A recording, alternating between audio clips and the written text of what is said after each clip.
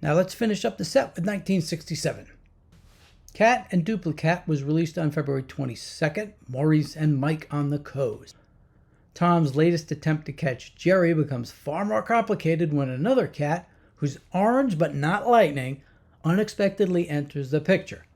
Hoping to gain an advantage, Tom soon discovers that sharing the hunt only creates confusion and competition. Jerry cleverly exploits the rivalry between the two felines, leaving both of them frustrated and defeated. Doesn't this sound a lot like Catty Corner?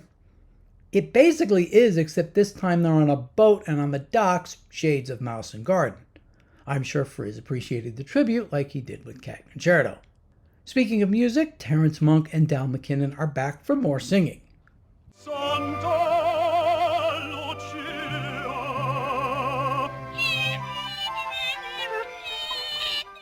Oh, Solar Meow came out on April 26, directed by Levitow and written by Dunn. The boys are on a space station where they have robots do their tomfoolery. Pun intended. Now on the DVD, Guided Mouse Isle is next, a cartoon with almost the exact same premise and a lot of the same ideas, even the same director and writer. This one looks like it should be the earlier one, but who knows? I have to think they would have broken up the releases a little better than that, but did they care at this point?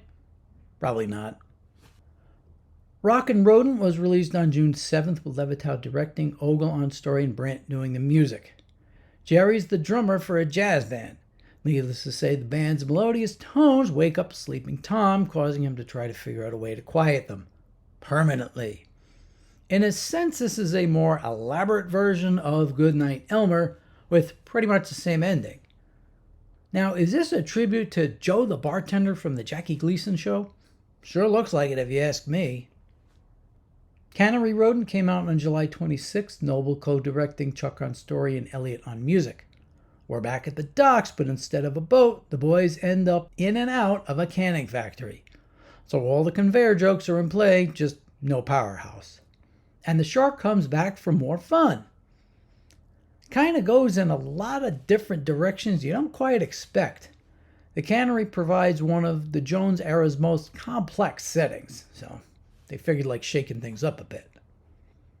The Mouse from H.U.N.G.E.R was released a week later on August 2nd by Levitow, Ogle, and Elliott. Jerry takes on the role of a secret agent whose latest mission repeatedly brings him into conflict with Tom. Spy gadgets, disguises, and narrow escapes transform the familiar rivalry into a parody of contemporary espionage adventures, with Jerry consistently staying one step ahead of his feline adversary. The cartoon spoofs the wave of spy films and TV series inspired by the James Bond craze that were popular in the 60s, in this case specifically The Man from U.N.C.L.E. The title here is a direct lift from that show, and Tom's full name is a reference to that show's main villains. Interestingly, the titles for this one don't show up until it's about a third over. It's like they almost forgot about him.